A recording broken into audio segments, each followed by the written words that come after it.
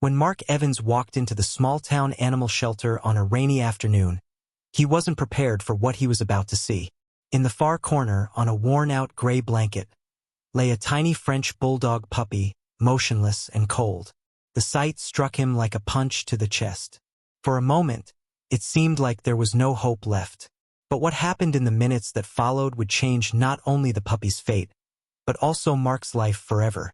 This is a true story of compassion, resilience, and how one moment of courage can spark a miracle. Before we begin, make sure to subscribe to the channel, like this video, and turn on notifications. It helps us share more inspiring stories like this one with people who believe in second chances. The shelter smelled faintly of damp hay and disinfectant, a mix that made Mark's chest tighten as he walked past rows of kennels. Dogs of all shapes and sizes pressed against the wire gates, their eyes silently begging for attention.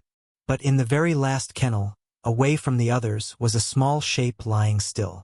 It was a cream-colored French Bulldog puppy, no bigger than a loaf of bread, curled into himself as if trying to hide from the world.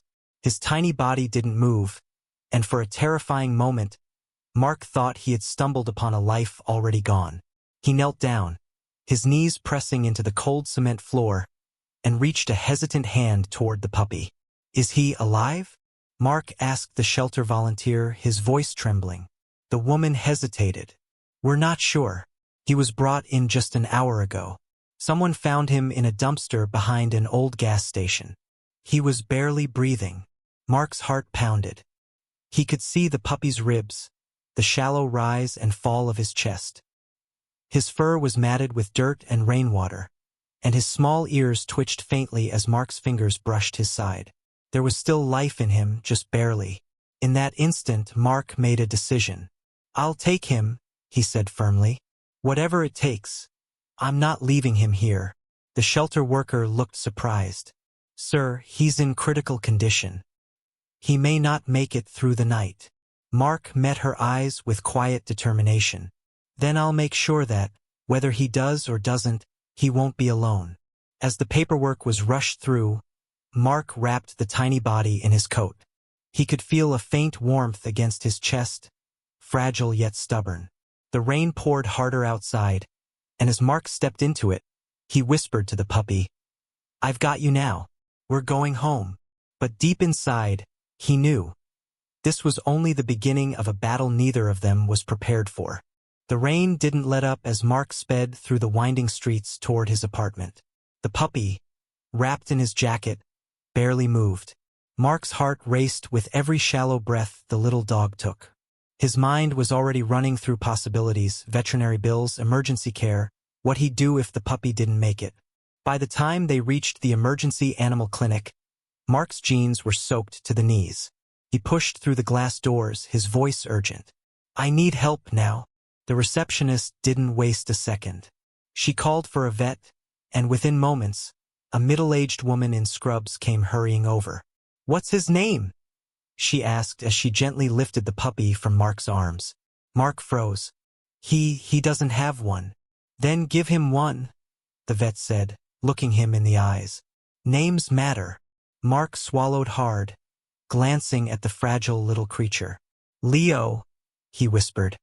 "His name is Leo." Leo was whisked into the back room, hooked up to oxygen, his tiny body placed under a warming blanket. Mark could see through the glass window as the vet and her assistants worked, checking his vitals, starting for fluids, examining every inch of him for injuries. Minutes felt like hours. Mark sat in the waiting room, his hands clasped together, silently pleading with a dog he'd only just met.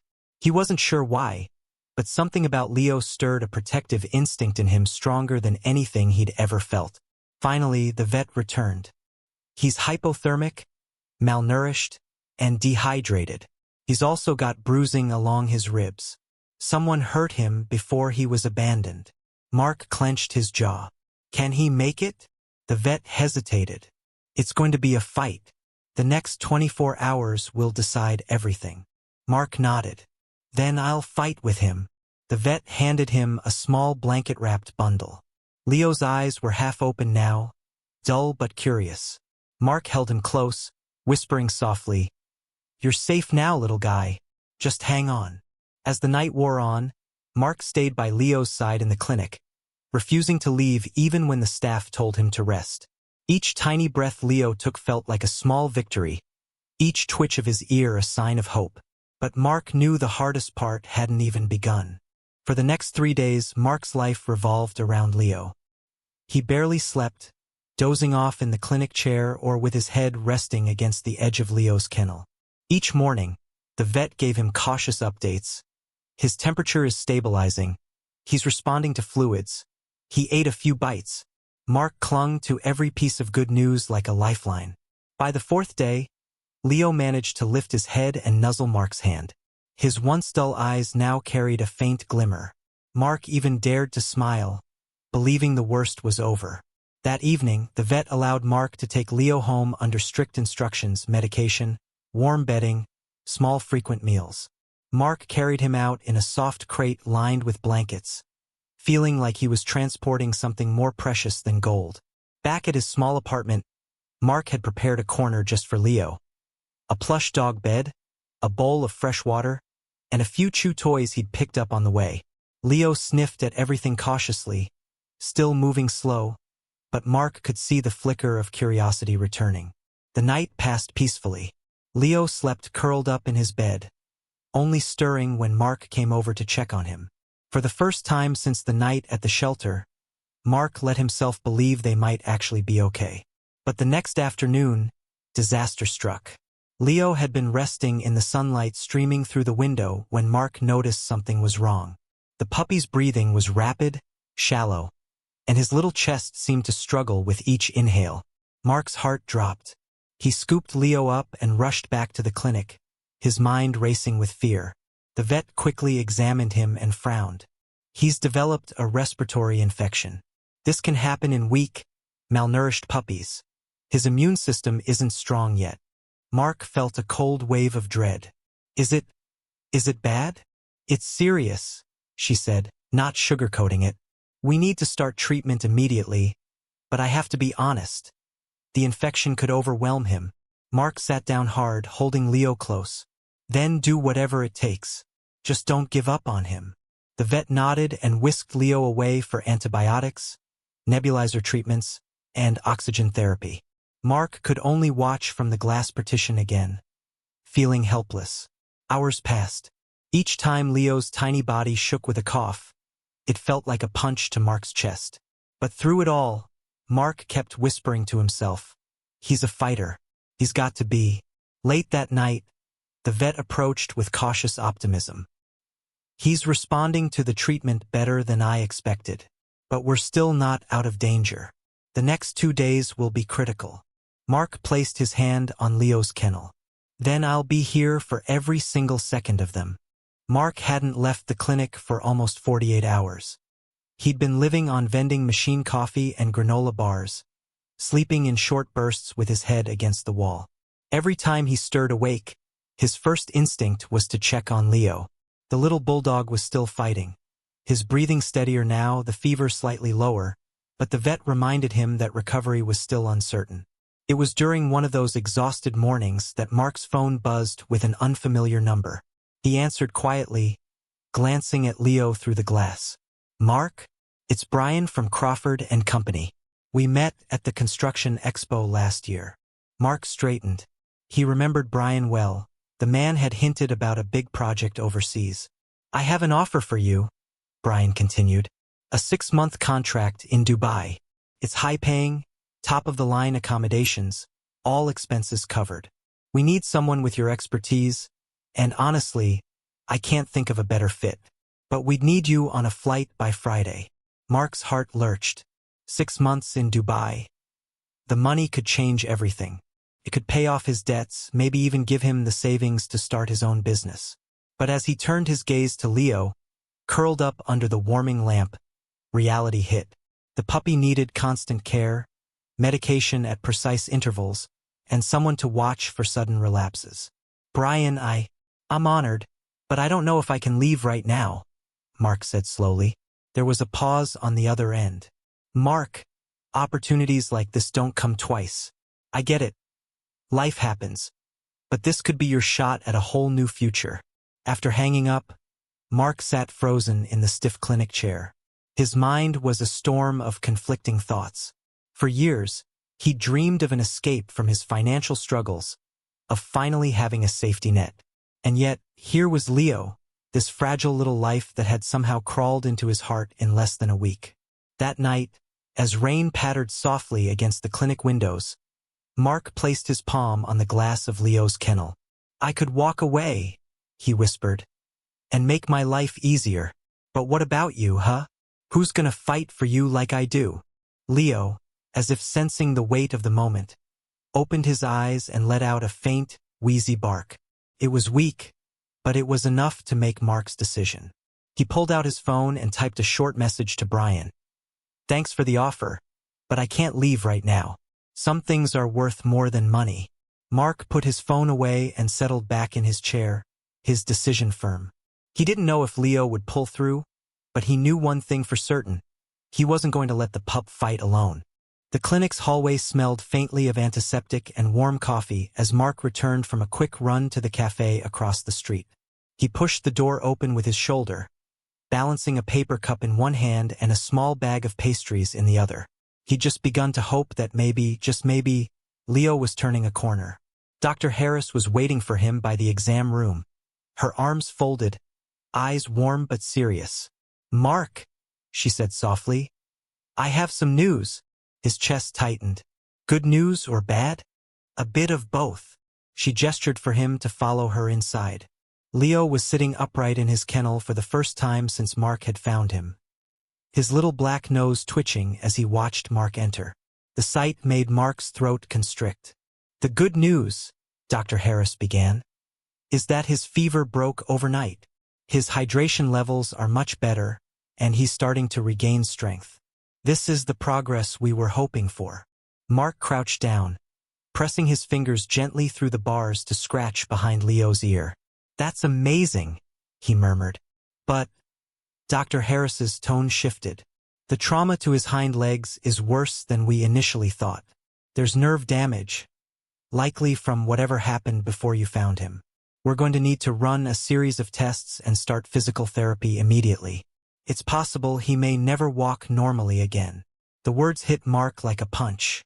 His mind replayed the moment he first saw Leo lying motionless at the shelter, thinking he was gone. He'd promised himself he'd give the pup a chance at life, but he hadn't expected the road ahead to be this steep. "What kind of therapy are we talking about?" he asked, his voice steady despite the storm inside him. 3 sessions a week, plus at-home exercises. It's a long process, and there's no guarantee of full recovery," she replied gently. Mark looked at Leo, those wide, trusting eyes staring back at him, and felt the weight of choice again. Therapy meant time, money, and patience, but walking away wasn't an option. "I'll do it," he said without hesitation. "Whatever it takes." Over the next few days, Leo began his therapy. Mark was there for every session, holding the pup steady as Dr. Harris guided his tiny legs through careful motions. Some days, Leo showed sparks of progress, tiny steps, stronger posture. Other days, he seemed exhausted, his little body trembling with the effort. One rainy evening, after a particularly tough session, Mark sat on the floor beside Leo's bed, his hand resting lightly on the dog's back. "You're tougher than me, little guy," he whispered. "If you can keep fighting, so can I." In that moment, Mark realized this wasn't just about saving Leo. The fight was changing him too. It was a crisp Thursday afternoon when the bell over the clinic door jingled. Mark was seated in the waiting area, flipping through his phone while Leo dozed on his lap, wrapped in a soft blue blanket. The physical therapy sessions were slowly paying off. Leo could now stand on his own for a few seconds before wobbling. Mark barely glanced up as the door opened, but Dr. Harris's sudden stiffness caught his attention. She was speaking quietly to the receptionist, who glanced at Mark, then back at the newcomer. The man who had entered was tall and wiry, with deep-set eyes and the kind of smirk that didn't reach them. He wore a worn leather jacket, and his boots tracked mud across the polished floor. His gaze landed on Leo instantly. "That's my dog," the man said flatly. Mark's arms instinctively tightened around the small body in his lap. Leo stirred, his ears twitching, and then let out a low whimper that made Mark's stomach twist. Dr. Harris stepped forward, her voice calm but firm. "Sir, this dog was found abandoned in critical condition. We have no record of an owner claiming him before now." "I don't need records," the man said, stepping closer. "I raised him. That's my French Bulldog, and I'm here to take him back." Mark felt his heartbeat spike. Every instinct screamed that Leo didn't want to go with this man. The pup's body had gone rigid, his eyes darting between Mark's face and the stranger's. "How exactly did he end up half dead in a shelter, then?" Mark asked, his voice sharper than he intended. The man's expression flickered. Annoyance, maybe guilt, but it quickly hardened. "Doesn't matter. He's mine." Dr. Harris intervened. "Until we see legal proof of ownership, Leo stays here. And given his condition when he arrived, there will be an investigation." The man's jaw tightened. He leaned down, close enough for Mark to smell the stale cigarette smoke on his clothes.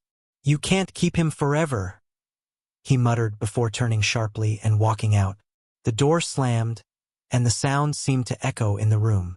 Mark exhaled slowly, realizing his hands were trembling. Leo licked his fingers gently, as if sensing his unease. "Don't worry, buddy," Mark murmured. "You're not going anywhere." That night, Mark lay awake replaying the encounter. He didn't know what history Leo had with that man, but he knew one thing for sure. Whatever happened next, he'd fight to keep him safe. The past had just come knocking, and it wasn't going away quietly. The days after the stranger's visit felt tense, as though an invisible clock was ticking down.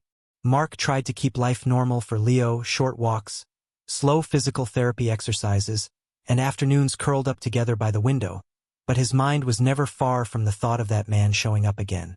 On Monday afternoon, it happened. Mark had just finished refilling Leo's water bowl when a sharp knock rattled the apartment door. His chest tightened.